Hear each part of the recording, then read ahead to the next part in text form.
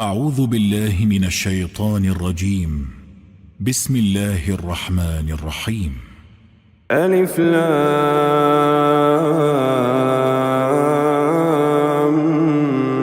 ميم. غلبت الروم في أدنى الأرض وهم من بعد غلبهم سيغلبون في بضع سنين. لله الأمر من قبل ومن بعد ويومئذ يفرح المؤمنون بنصر الله ينصر من يشاء وهو العزيز الرحيم.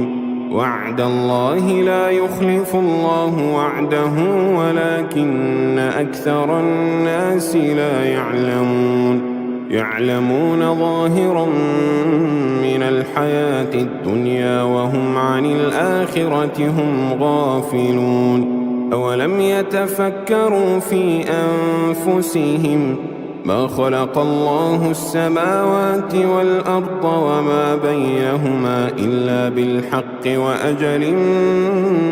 مسمى وإن كثيرا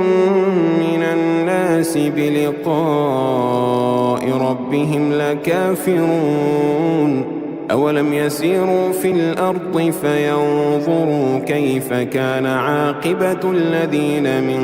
قبلهم كانوا أشد منهم قوة وأثاروا الأرض وعمروها أكثر مما عمروها وجاءتهم رسلهم بالبينات فما كان الله ليظلمهم ولكن كانوا أنفسهم يظلمون. ثم كان عاقبة الذين أساءوا السوء أن كذبوا بآيات الله وكانوا بها يستهزئون. الله يبدأ الخلق ثم يعيده ثم إليه ترجعون. ويوم تقوم الساعة يبلس المجرمون ولم يكن لهم من شركائهم شفعاء وكانوا بشركائهم كافرين. ويوم تقوم الساعة يومئذ يتفرقون. فأما الذين آمنوا وعملوا الصالحات فهم في روضة يحبرون. وأما الذين كفروا وكذبوا بآياتنا ولقاء الآخرة فأولئك في العذاب محضرون. فسبحان الله حين تمسون وحين تصبحون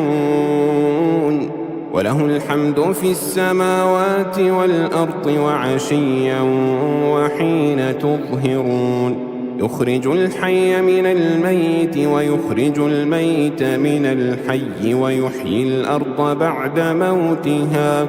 وكذلك تخرجون. ومن آياته أن خلقكم من تراب ثم إذا أنتم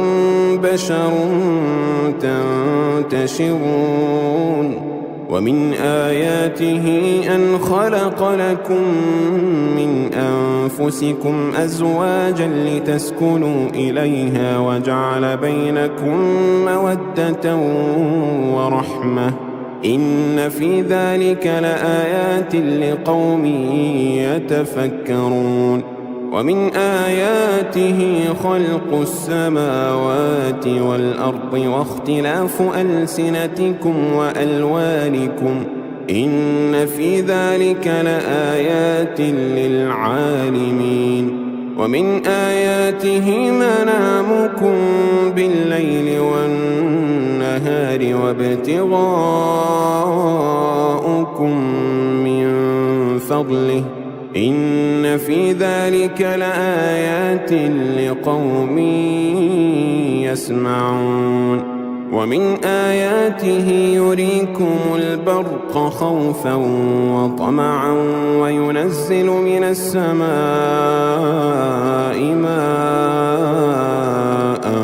فيحيي به الأرض بعد موتها إن في ذلك لآيات لقوم يعقلون ومن آياته أن تقوم السماء والأرض بأمره ثم إذا دعاكم دعوة من الأرض إذا أنتم تخرجون وله من في السماوات والأرض كل له قانتون وهو الذي يبدأ الخلق ثم يعيده وهو أهون عليه وله المثل الأعلى في السماوات والأرض وهو العزيز الحكيم ضرب لكم مثلا من أنفسكم هل لكم مما ملكت أيمانكم من شركاء فيما رزقناكم فأنتم فيه سواء تخافونهم كخيفتكم أنفسكم كذلك نفصل الآيات لقوم يعقلون بل اتبع الذين ظلموا أهواءهم بغير علم فمن يهدي من أضل الله وما لهم من ناصرين فأقم وجهك للدين حنيفا فطرة الله التي فطر الناس عليها لا تبديل لخلق الله ذلك الدين القيم ولكن أكثر الناس لا يعلمون منيبين إليه واتقوه وأقيموا الصلاة ولا تكونوا من المشركين من الذين فرقوا دينهم وكانوا شيعا كل حزب بما لديهم فرحون وإذا مس الناس ضر دعوا ربهم منيبين إليه ثم إذا أذاقهم منه رحمة إذا فريق منهم بربهم يشركون ليكفروا بما آتيناهم فتمتعوا فسوف تعلمون أم أنزلنا عليهم سلطانا فهو يتكلم بما كانوا به يشركون وإذا أذقنا الناس رحمة فرحوا بها وإن تصبهم سيئة بما قدمت أيديهم إذا هم يقنطون أولم يروا أن الله يبسط الرزق لمن يشاء ويقدر إن في ذلك لآيات لقوم يؤمنون فآت ذا القربى حقه والمسكين وابن السبيل ذلك خير للذين يريدون وجه الله وأولئك هم المفلحون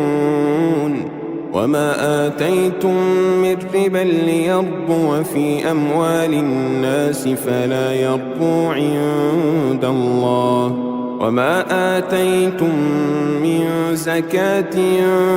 تريدون وجه الله فأولئك هم المضعفون الله الذي خلقكم ثم رزقكم ثم يميتكم ثم يحييكم هل من شركائكم من يفعل من ذلكم من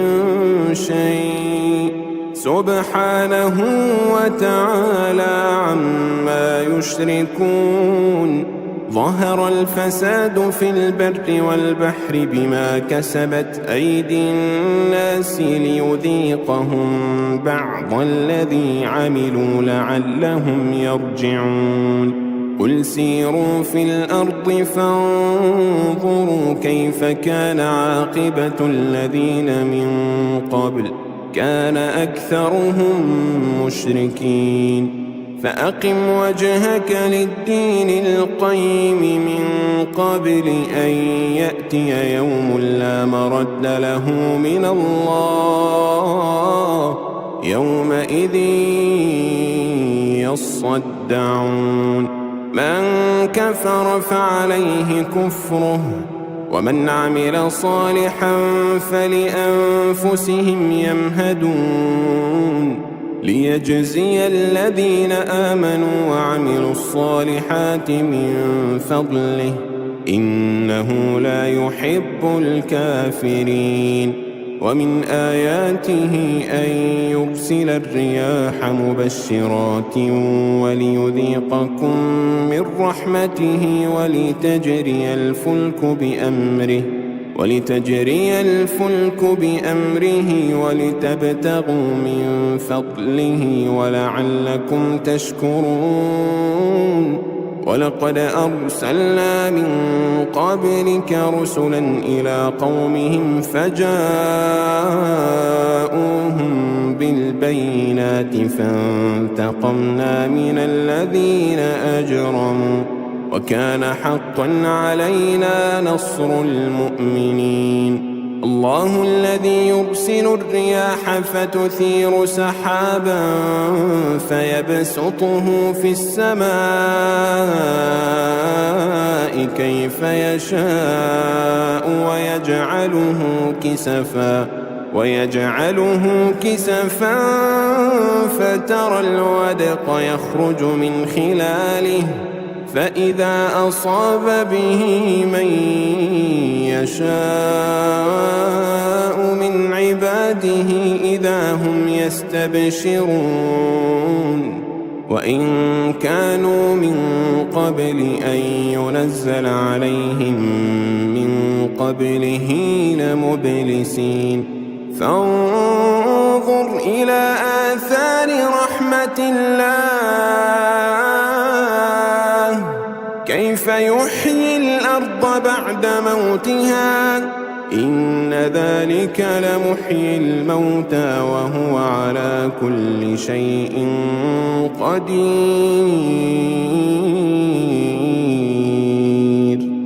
ولئن أرسلنا ريحا فرأوه مصفرا لظلوا من بعده يكفرون فإنك لا تسمع الموتى ولا تسمع الصم الدعاء إذا ولوا مدبرين وما أنت بهادي العمي عن ضلالتهم إن تسمع إلا من يؤمن بآياتنا فهم مسلمون الله الذي خلقكم من ضعف ثم جعل من بعد ضعف قوة ثم جعل من بعد قوة ضعفا وشيبة يخلق ما يشاء وهو العليم القدير ويوم تقوم الساعة يقسم المجرمون ما لبثوا غير ساعة كذلك كانوا يؤفكون وقال الذين أوتوا العلم والإيمان لقد لبثتم في كتاب الله إلى يوم البعث فهذا يوم البعث ولكنكم كنتم لا تعلمون فيومئذ لا ينفع الذين ظلموا معذرتهم ولا هم يستعتبون ولقد ضربنا للناس في هذا القرآن من كل مثل ولئن جئتهم بآية ليقولن الذين كفروا إن أنتم إلا مبطلون كذلك يطبع الله على قلوب الذين لا يعلمون فاصبر إن وعد الله حق ولا يستخفنك الذين لا يوقنون